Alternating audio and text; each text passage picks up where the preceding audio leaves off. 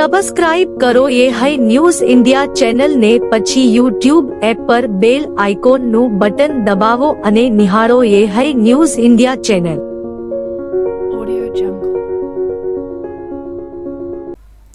આજે વાવ તાલુકામાં સેવા અને સમાજ હિત માટે કાર્યરત લાયન્સ ક્લબ ઓફ વાવ હેરિટેજનો પદગ્રહણ સમારોહ વર્ષ 2025 માટે ગૌરવસભર વાતાવરણમાં યોજાયો હતો. આ સમારોહ વાવ સ્થિત ગાયત્રી હાઈસ્કૂલ બોર્ડિંગ ખાતે આયોજિત કરવામાં આવ્યો હતો, જેમાં ક્લબના સભ્યો, આમંત્રિત મહેમાનો અને સ્થાનિક નાગરિકોની હાજરી જોવા મળી હતી. સમારોહ દરમિયાન લાયન્સ ક્લબ ઓફ વાવ હેરિટેજના નવા પદાધિકારીઓને સત્તાવાર રીતે પદભાર સંભાળ્યો હતો, જેમાં પ્રમુખ તરીકે લાયન ભગવાનભાઈ વ્યાસ, મંત્રી તરીકે લાયન ઈશ્વરભાઈ પટેલ અને ખજાનચી તરીકે લાયન ડોક્ટર પ્રતાપસિંહ વેજિયાએ પદ ગ્રહણ કર્યું હતું. તમામ પદાધિકારીઓને લાયન ડોક્ટર રીતેશભાઈ પ્રજાપતિ દ્વારા પદભારના શપથ લેવડાવવામાં આવ્યા હતા. કાર્યક્રમ દરમિયાન લાયન્સ ક્લબ સેવા કાર્ય, ભવિષ્યની યોજનાઓ અને સમાજ પ્રત્યેની પ્રતિબદ્ધતા અંગે ચર્ચા કરવામાં આવી હતી. નવા પ્રમુખ લાયન ભગવાનભાઈ વ્યાસે પોતાના સંબોધનમાં ક્લબ દ્વારા આરોગ્ય, શિક્ષણ અને માનવ સેવા ક્ષેત્રે વધુ સક્રિય કામગીરી કરવાની પ્રતિબદ્ધતા વ્યક્ત કરી હતી. આ પદગ્રહણ સમારોહ અંતર્ગત સમાજ હિતને ધ્યાનમાં રાખીને ડાયાબિટીસ ચેકઅપ કેમ્પનું આયોજન પણ કરવામાં આવ્યું હતું, જેમાં મોટી સંખ્યામાં નાગરિકોએ આરોગ્ય તપાસ કરાવી લાભ લીધો હતો. લાયન્સ ક્લબ ઓફ વાવ હેરિટેજના આ સેવા કાર્યોને સ્થાનિક લોકોએ સરાહના આપી હતી. સમગ્ર કાર્યક્રમ શિસ્તબદ્ધ અને સૌહાર્દપૂર્ણ વાતાવરણમાં સફળતાપૂર્વક પૂર્ણ થયો હતો.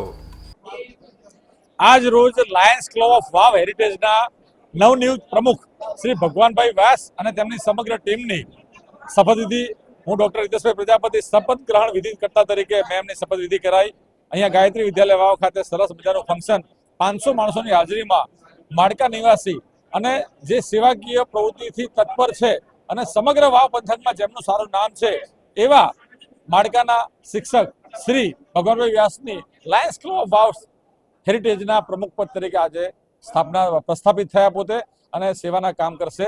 સાથે સાથે આજથી જ એ લોકોએ ભગવાનભાઈ વ્યાસે લાયન્સ ક્લબ વાવ હેરિટેજના પ્રમુખ તરીકે ડાયાબિટીસ ફ્રી ચેકઅપ લોકો માટે કર્યો અને વાવ પંથકની અંદર જે બીએલઓએ સારામાં સારી કામગીરી કરી એવા 75 જેટલા બીએલઓને સર્ટિફિકેટ આપીને એ લોકોને સન્માનિત પણ કર્યા. અને પ્રમુખ શ્રી ભગવાનભાઈ વ્યાસ અને સમગ્ર એમની ટીમ, એમાં મંત્રી તરીકે ઈશ્વરભાઈ પટેલ અને ખજાનચી તરીકે ડોક્ટર પ્રતાપસિંહ વેજિયા અને એમની સમગ્ર ટીમ એમને ગભે ગભા મિલાઈને સારા સેવાકીય પ્રવૃત્તિ લાયન્સ ક્લબ વાવ હેરિટેજ કરશે અને એની એ લોકોએ ઝલક આજે 2 સારા પ્રોગ્રામ કરીને આપી દીધી છે. સમગ્ર ટીમને મારી ખૂબ ખૂબ શુભકામના. જય હિન્દ. આજે એક સરસ મજાના સુંદર વાતાવરણમાં લાયન્સ ક્લબ ઓફ વાવ હેરિટેજના પ્રમુખ તરીકે જે ઇન્ટરનેશનલ ક્લબ છે તેની જવાબદારી જે સોંપવામાં આવી છે, તો લાયન્સ ક્લબ હેરિટેજ જે વાવની છે એ લાયન્સ ક્લબ હંમેશા સેવાકીય પ્રવૃત્તિ કરે છે અને સેવાકીય પ્રવૃત્તિની સાથે સાથે અમે વાવ તાલુકામાં અમારા મહામંત્રી હોય, અમારા ઉપપ્રમુખ હોય, મંત્રી હોય કે અમારા લાયન મેમ્બર હોય, સમગ્ર ટીમ અમે સાથે રહી અને આ તાલુકામાં જે જગ્યાએ સેવાની જરૂરિયાત હોય, વૃક્ષારોપણ હોય, મેડિકલ કેમ્પ હોય, કોઈ ડાયાબિટીસ ચેકઅપ કેમ્પ હોય, એનું અમે સતત ધ્યાન રાખી અને નાગરિકોની અમે અહીં આગળ વાવ તાલુકામાં ચિંતા કરશું.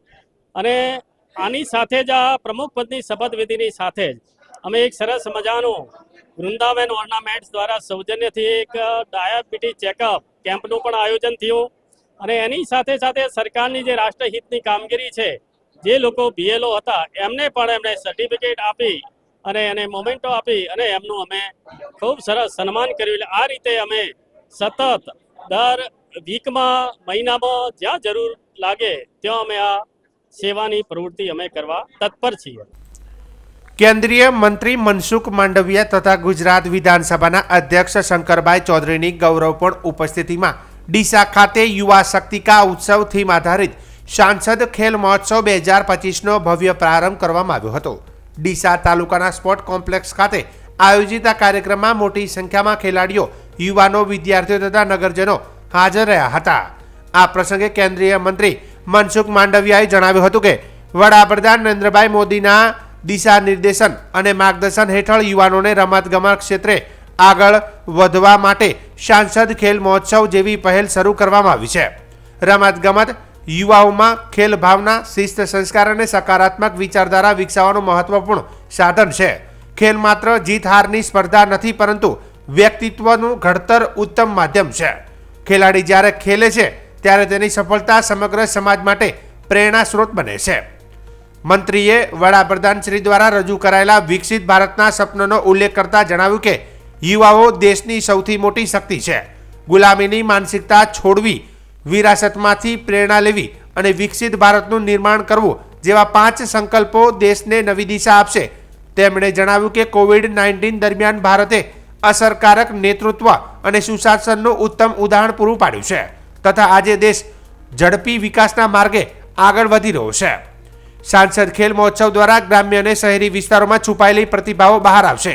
આવા ખેલાડીઓને ઓળખી તેમને વૈશ્વિક સ્તરની તાલીમ આપવામાં આવશે અને તેનો ખર્ચ સરકાર દ્વારા ઉઠાવવામાં આવશે. આવનારા સમયમાં કોમનવેલ્થ ગેમ્સ અને ઓલિમ્પિક્સ જેવી આંતરરાષ્ટ્રીય સ્પર્ધાઓમાં ભારત રમતગમત ક્ષેત્રે નવી ઊંચાઈ સર કરશે તેવો વિશ્વાસ મંત્રીએ વ્યક્ત કર્યો હતો. તો દેશની અંદર યુવાઓનું ટેલેન્ટ છે ને એને બહાર લાવવું જોઈએ, એને રમતો કરવો જોઈએ, એને ખીલતો કરવો જોઈએ અને રમે એના માટે થઈને એને પૂરી ઓપોર્ચ્યુનિટી આપવી જોઈએ, ટેલેન્ટને ગોતવી જોઈએ. આ તમે ખેલ મહોત્સવ કરશો ને એટલે કેટલા યુવાનીઓમાં રમતગમતની ટેલેન્ટ દેખાશે. તમારો કાર્યક્રમ ચાલતો હશે ને ત્યારે ભારત સરકારના અધિકારીઓ સારા ખૂણે બેઠા બેઠા એમાં જોતા હશે.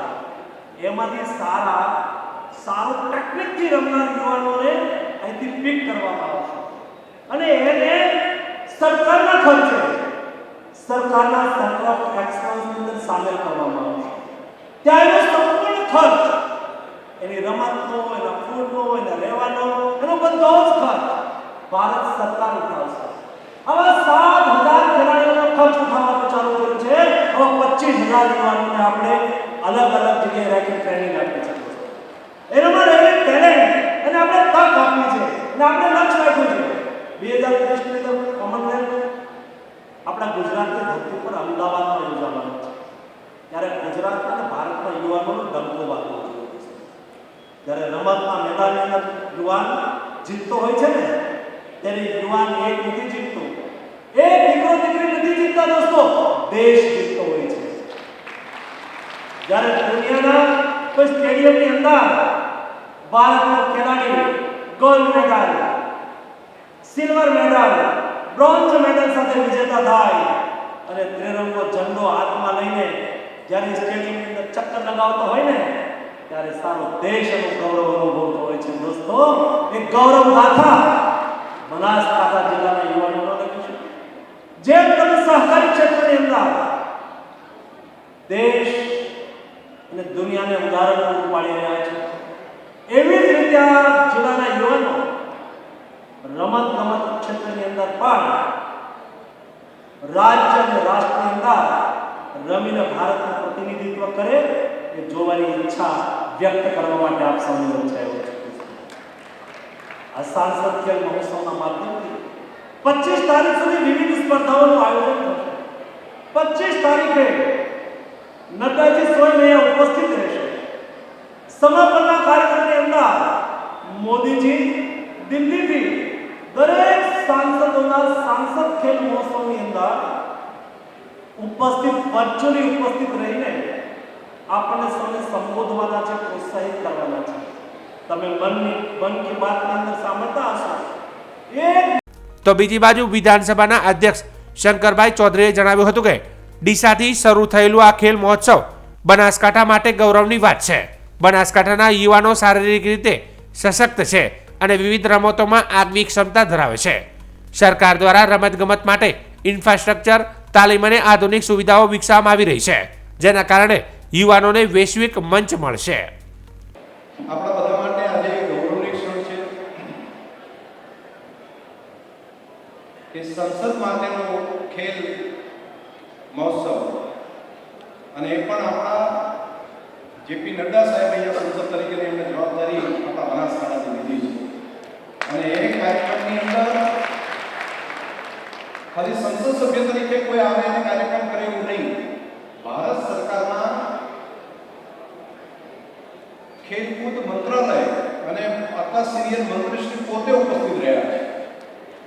તો બનાસકાંઠાના યુવાનો માટે, બનાસકાંઠાના ખેલાડીઓ માટે આ એક પ્રોત્સાહજનક કહેવાય તેવી એક ઘટના છે. અને હવે આપણે કોમનવેલ્થ માટે અને ઓલિમ્પિક્સ માટે બનાસકાંઠાએ તેનું યોગદાન આપવું પડશે. અને બનાસકાંઠાની અંદર સ્ટ્રેન્થ છે, એના ખેલાડીઓ, એની કદકાઠી, એમની સ્પીડ, હવે ટ્રેનિંગનો કન્સેપ્ટ જે ગેપ રહેતી હતી સારા કોચ માટે, એ પણ આજે ડીસાના આગળથી ખૂબ સરસ શરૂઆત થઈ છે.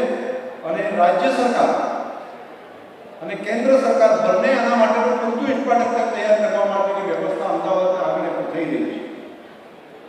અને મને ભરોસો છે માન્ય મંત્રીશ્રી ઉપર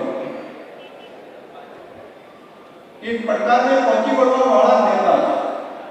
આ એક એવા જણ છે કે કોવિડના સમયે આખી દુનિયા ઝઝૂમતી હતી અને એ વખતે આરોગ્ય વિભાગ એમની પાસે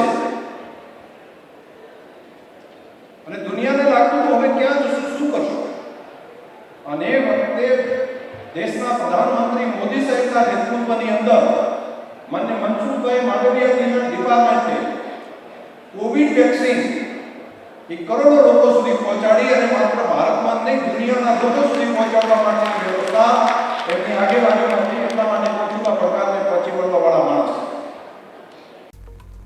આ પ્રસંગે મંત્રી પ્રવીણભાઈ માળી, રાજ્યસભા સાંસદ બાબુભાઈ દેસાઈ, ધારાસભ્ય કેસાજી ચૌહાણ, અનિકેતભાઈ ઠાકર સહિત પૂર્વ સાંસદો, ધારાસભ્યો તથા મોટી સંખ્યામાં ખેલાડીઓ અને નાગરિકો હાજર રહ્યા હતા. વાવ થરાદ જિલ્લાના થરાદ તાલુકાના વાતડાવ ગામની સીમમાં આવેલ ભારતમાળા રોડ ઉપર થરાદ પોલીસે વાહન ચેકિંગ દરમિયાન મોટી સફળતા મેળવી છે. ટ્રેલર ગાડી નંબર RJ19GF0267માં માટીની આડમાં લઈ જવાતો ભારતીય બનાવટનો વિદેશી દારૂનો મોટો જથ્થો ઝડપી પાડવામાં આવ્યો છે. પોલીસે દારૂની બોટલ નંગ 2002 કિંમત ₹5,12,920 તેમજ ટ્રેલર ગાડી, મોબાઈલ સહિત કુલ ₹15,42,920નો મુદ્દામાલ કબજે કર્યો છે.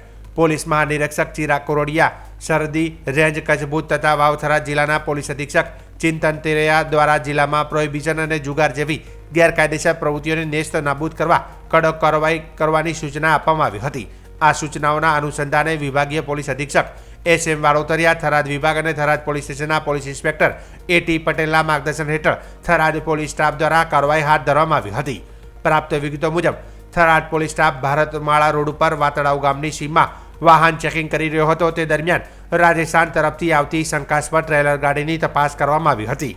તપાસ દરમિયાન ટ્રેલરમાંથી ભરેલ માટીની નીચે ગુપ્ત રીતે છુપાવેલી ભારતીય બનાવટની વિદેશી દારૂની બોટલો મળી આવી હતી. પોલીસે તરત જ ટ્રેલર ચાલકને કાબૂમાં લઈ દારૂનો જથ્થો જપ્ત કર્યો હતો. પોલીસે ગાડી ચાલકની પૂછપરછ શરૂ કરીને દારૂનો જથ્થો ભરાવનાર તેમજ મંગાવનાર સહિત આ હેરાફેરીમાં સંડોવાયેલા અન્ય આરોપીઓની શોધખોળ હાથ ધરી છે.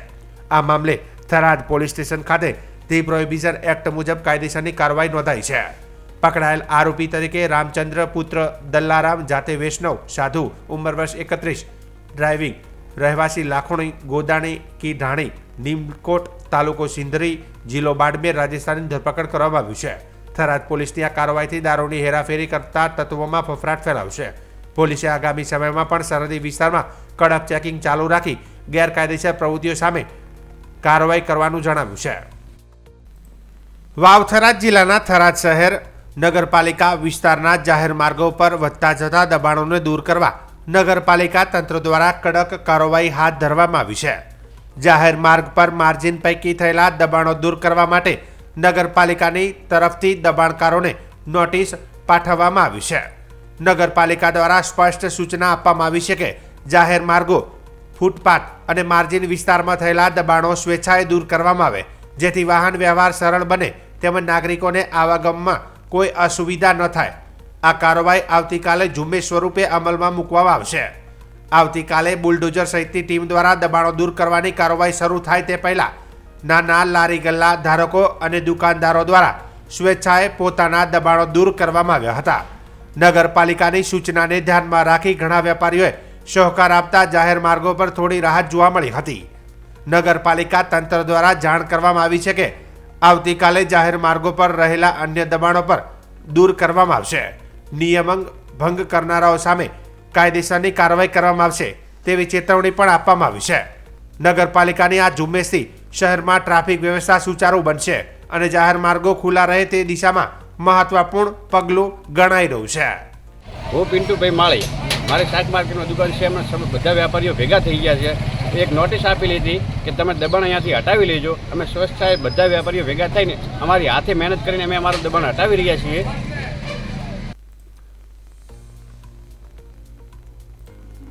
બનાસકાંઠા જિલ્લાના અંબાજી ઉત્તર રેન્જ હેઠળ આવેલા પાડલિયા જંગલ વિસ્તારમાં સ્થિત બાલારામ અંબાજી વન્યજીવ અભયારણ્યમાં વન વિભાગ દ્વારા કરવામાં આવી રહેલી સરકારી કામગીરી દરમિયાન ગંભીર બનાવ સામે આવ્યો છે. તારીખ 5/12/2025ના રોજ વન વિભાગના સ્થાનિક સ્ટાફ દ્વારા નર્સરી તેમજ વૃક્ષારોપણની કામગીરી શરૂ કરવામાં આવી હતી. જોકે આ દરમિયાન એસસી ભારત નામે ઓળખાતા સંગઠનના સભ્યો દ્વારા આ કામગીરીનો ખુલ્લો વિરોધ કરવામાં આવ્યો હતો.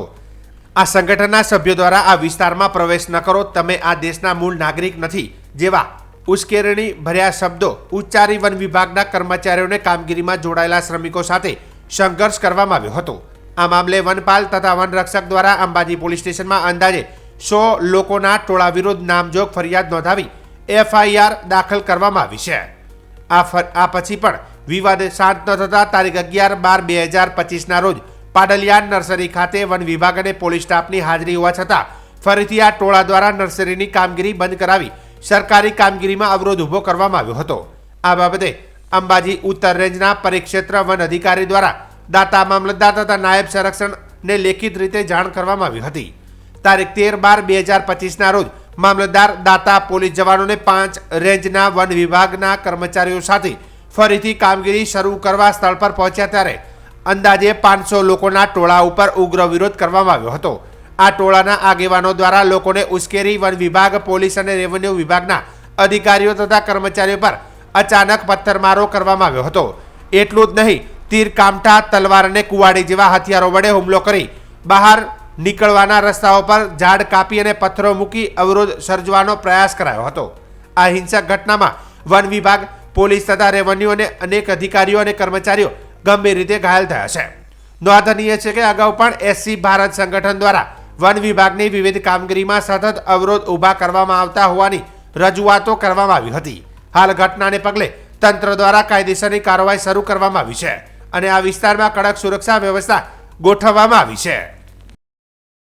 દાંતા તાલુકાના પાડલિયા ગામે કે જે અંબાજીથી આશરે 12 કિલોમીટર દૂર આવેલું છે, ત્યાં સર્વે નંબર 9 કે જે ફોરેસ્ટ વિભાગની જગ્યા છે, ત્યાં સવારે 8:30 વાગે અંદાજિત નર્સરી અને પ્લાન્ટેશનની કામગીરી ચાલી રહી હતી. ફોરેસ્ટ વિભાગની સાથે સાથે પોલીસ અને રેવન્યુ ડિપાર્ટમેન્ટના લોકો પણ તેમની સાથે હતા. અંદાજિત 2:30 વાગ્યાના સમયગાળે 500 કરતાં પણ વધારે જે લોકોનું ટોળું છે એમને એક પૂર્વ આયોજિત રીતે કહી શકાય એવો પથ્થર, ગોફણ અને તીર કામઠાથી હુમલો કર્યો છે. આ જે હુમલો થયો એમાં ફોરેસ્ટ વિભાગ, પોલીસ વિભાગ અને રેવન્યુ એડમિનિસ્ટ્રેશનના અંદાજિત 47 જેટલા અધિકારીઓ અને કર્મચારીઓને ઈજા થવા પામી છે, જેમાંથી 45 જે આપણા અધિકારી કર્મચારીઓ હતા કે જે ઈજાગ્રસ્ત થયા હતા એમને અહીંયા અંબાજી સિવિલ હોસ્પિટલ ખાતે લાવવામાં આવ્યા હતા અને એમાંથી વધુ સારવાર માટે 9 જણાને હાલમાં પાલનપુર ખાતે રિફર કરેલા છે અને 2 અધિકારીઓને સીધા જ પાલનપુર ખાતે અત્યારે સારવાર લઈ રહ્યા છે. તમામ જે ઘાયલ કર્મચારીઓ છે, અધિકારીઓ છે એ હાલમાં સારવાર હેઠળ છે અને તમામની જે હાલત છે, તમામની જે પરિસ્થિતિ છે એ હાલમાં સ્ટેબલ છે. પોલીસ વિભાગ દ્વારા હાલમાં FIR જે નોંધવાની કાર્યવાહી ચાલુમાં છે અને આ સંદર્ભમાં પોલીસ વિભાગ દ્વારા કડકમાં કડક કાર્યવાહી કરવામાં